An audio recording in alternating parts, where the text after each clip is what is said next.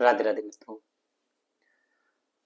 हमने महाभारत देखी और आपको वो सीन याद होगा जब भीष्म पितामह के बहुत सारे तीर लगे रहते हैं और वो तीरों की शैया पे सो रहे होते हैं।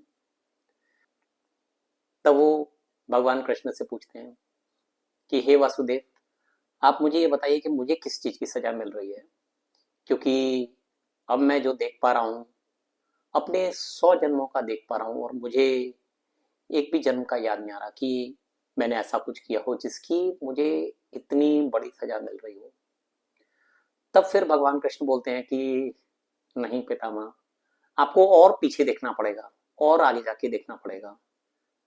तो बोलते हैं कि ठीक है, अब मैं बताता हूँ आपको। क्योंकि जब भीष्म पितामह बोलते हैं कि मैं नहीं देख पा रहा, तब भगवान कृष्ण उसके बाद बताना चालू करते हैं। तो ये कहानी दो कहानियों का जोड़ से आती है। तो इसमें पहला पार्ट है कि एक राजा होते हैं महाभीष करके। महाभीष राजा बहुत एक बलशाली राजा होते हैं और वो चक्रवर्ती सम्राट होते हैं और वो एक बार अश्वमेध यज्ञ कराते हैं और उस यज्ञ में सफल होते हैं। बहुत दानी पुण्य और सब कुछ उनने अच्छे से किया होता है, तो उन्हें स्वर्गलोक जाने का अवसर मिलता है। तो वहां पर जब वो स्वर्गलोक में जाते हैं तो एक बार ब्रह्मा जी आते हैं अपनी पुत्री गंगा के साथ। और उधर पर सब लोग जो होते हैं वो सब लोग ब्रह्मा के सामने हाथ जोड़ के सर नीचे करके नमन कर रहे होते हैं। बट वो ये देखते हैं कि ये महाभीष और गंगा दोनों ही बस एक दूसरे की तरफ देख रहे हैं और उन्हें इस चीज का ध्यान नहीं है कि ब्रह्मा आ गए हैं। तो फिर वो नाराज हो जाते हैं और वो उन दोनों को श्राप देते हैं कि अभी भी तुम्हारे में मानव जीवन का ही लक्षण है, तो तुम जाओ। और पहले समय में एक ही सजा होती थी कि तुम जाओ मनुष्य जीवन जी के आओ, यही उनकी सबसे बड़ी सजा होती थी। तो वो फिर से उनको यही सजा देते हैं कि जाओ, अब तुम फिर से मानव जीवन जी के आओ और इस चीज का अनुभव करके आओ। फिर जब इस चीज से निकल के आओगे तभी तुम ब्रह्मलोक में आने के काबिल हो। तो फिर महाभीष बोलते हैं कि मैं आपका श्राप तो स्वीकार करता हूँ, बट मैं एक आपसे विनती करना चाहता हूँ कि मैं कुरुवंश के राजा प्रतीप के यहाँ जन्म लूँ। तो वो बोलते थे हाँ ठीक है। और वो गंगा को भी श्राप देते हैं कि क्योंकि तुम्हारा ध्यान महाभीष पर था तो तुम्हें भी सजा दी जाती है और तुम्हें भी जीवन जी के आना पड़ेगा। तो इस तरीके से महाभीष राजा प्रतीप के यहाँ जन्म लेते हैं और शांतनु बन के आते हैं। जब उनका जन्म होता है शांतनु बन के, तो फिर वो देखते हैं कि एक नदी के पास एक सुंदर कन्या, और वो उस पर मोहित हो जाते हैं और वो बोलते हैं कि मैं तुमसे शादी करना चाहता हूँ। और वो बोलती है कि हाँ मैं तुमसे शादी कर लूंगी, बस मेरी एक शर्त है। और वो शर्त ये है कि तुम मुझसे कभी प्रश्न नहीं पूछोगे, तुम मुझसे कभी सवाल जवाब नहीं कर सकते, और जिस दिन तुमने मुझसे सवाल किया उसी दिन मैं तुम्हें छोड़ दूंगी। तो क्योंकि वो उन पर मोहित थे तो उन्होंने बोला कि हाँ बिल्कुल, जैसा तुम चाहोगी वैसा ही होगा और मैं तुमसे कभी कोई प्रश्न नहीं करूंगा। तो इस तरीके से फिर उनकी शादी हो जाती है और शादी होने के उपरांत उनको एक बच्चा होता है। उस बच्चे को लेके जाती हैं और नदी में जाके डुबा देती हैं। तो उनको बड़ा अजीब सा लगता है कि एक माँ अपने बच्चे को डुबा दे रही है, और वो भी पहला बच्चा। कुछ नहीं बोलते क्योंकि उन्होंने प्रतिज्ञा ली थी कि कुछ नहीं बोलेंगे। फिर उसके बाद दूसरा होता है, फिर जाके दूसरे को डुबा देती हैं। अब तो उनको लगता है यार ये तो सही नहीं हो रहा यार। फिर उसके बाद थोड़े समय बाद तीसरा बच्चा होता है, वो वैसे ही करती हैं। तीसरा, चौथा, अब राजा का धैर्य टूटने लगता है। पांचवा, छठवा, वो छह को लेकर डुबा दिया। फिर सातवां होता है और सातवां भी जाके वो डुबा देती है। अब राजा शांतनु को बहुत ज्यादा बेचैनी होने लगती है, उन्हें लगता है ये सही नहीं हो रहा, मुझे कुछ बोलना चाहिए। बट तब तक वो प्रतिज्ञा लिए थे, वो बोलते नहीं है। फिर आठवां बच्चा होता है और आठवां बच्चा होता है और गंगा जी उसी तरीके से एग्जैक्टली उस बच्चे को लेके जाती हैं, और जैसे ही वो गंगा में डुबोने वाली होती हैं, तब उसके बाद शांतनु, राजा शांतनु उनको रोक देते हैं कि अब रुक जाओ, बस तुम कौन हो ये बताओ, और ये क्या कर रही हो, तुम इन बच्चों को क्यों मार रही हो, और ऐसी माँ कौन हो सकती है जो अपने 7 7 8 8 बच्चों को पैदा होते ही मार देती है, ये तो मुझे सही नहीं लगता। तब गंगा जी बताती हैं कि मैं, ये गंगा नदी जो बह रही है वो मैं ही हूँ, और मुझे श्राप मिला था, हम दोनों को श्राप मिला था। तब वो पूरा स्टोरी बताती हैं कि हम पहले ब्रह्मलोक में थे और हमें श्राप मिला था, जिसके कारण मैं इस जीवन में आई और तुमने भी जीवन लिया। तो बोलते हैं ये सही है, लेकिन तुम तो गंगा हो और तुम ये पाप कर रही हो कि तुमने 7 7 8 8 बच्चों को मारने का सोच लिया। तब वो बताती है कि ये मैंने कोई पाप नहीं किया है, और मैंने तो इन 7 बच्चों को श्राप मुक्त कर दिया। तो बोले कि इस 8वें बच्चे को मत मारो, इसको मैं ले लेता हूँ। वो बोलते हैं कि ठीक है, लेकिन क्योंकि हमारा ये तुमने प्रतिज्ञा ली थी कि मुझसे कभी कोई प्रश्न नहीं पूछोगे, और क्योंकि आज तुमने एक प्रश्न पूछ लिया, तो मैं इस बच्चे को लेके चली जाती हूँ, और निश्चिंत रहो, ये बच्चा मरेगा नहीं, और ये बच्चा जिंदा रहेगा, मैं तुम्हें बाद में दे दूंगी।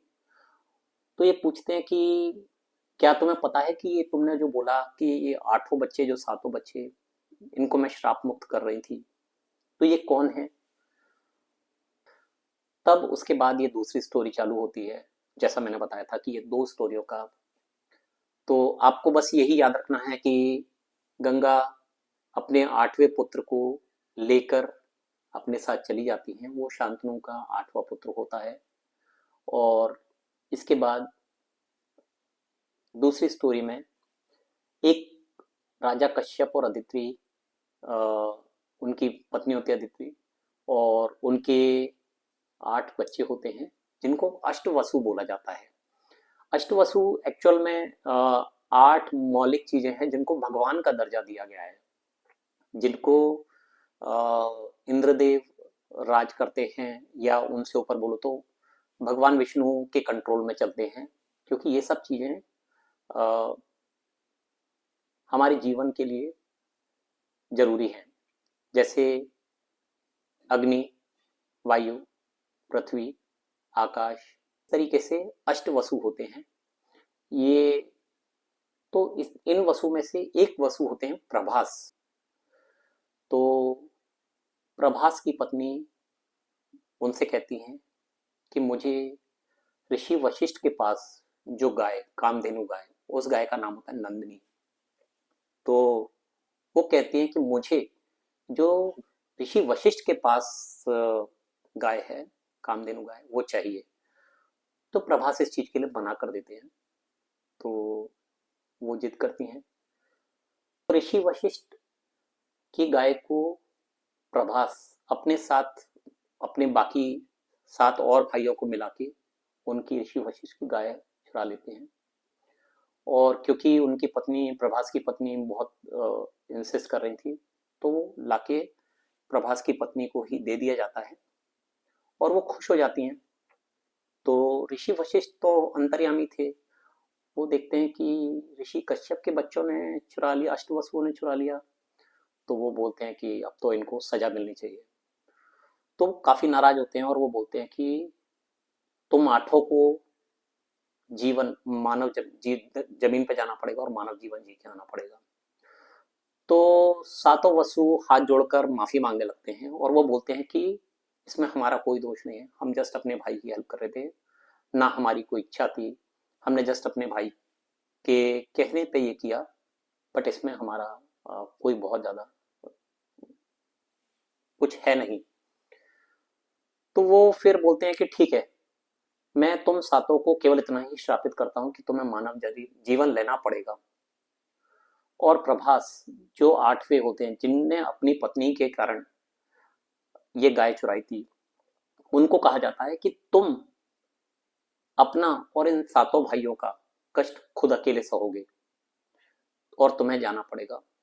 तो वो भी स्वीकार कर लेते हैं, वो अपनी माफी मांगते हैं और स्वीकार करते हैं और ऋषि वशिष्ठ से एक आग्रह करते हैं कि मैंने ये चोरी अपने पत्नी के कहने से की, तो मैं सिर्फ आपसे एक आग्रह करता हूँ कि मैं जब अपना जन्म लूं धरती पर, तो मैं अखंड ब्रह्मचर्य के साथ जीऊं। तो ऋषि वशिष्ठ बोलते हैं कि ये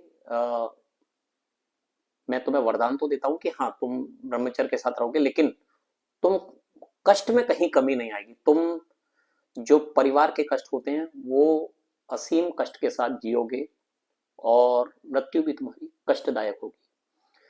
तो इस तरीके से जो गंगा ने 7 बच्चे डुबाए थे पैदा होते ही, वो 7 वसु थे।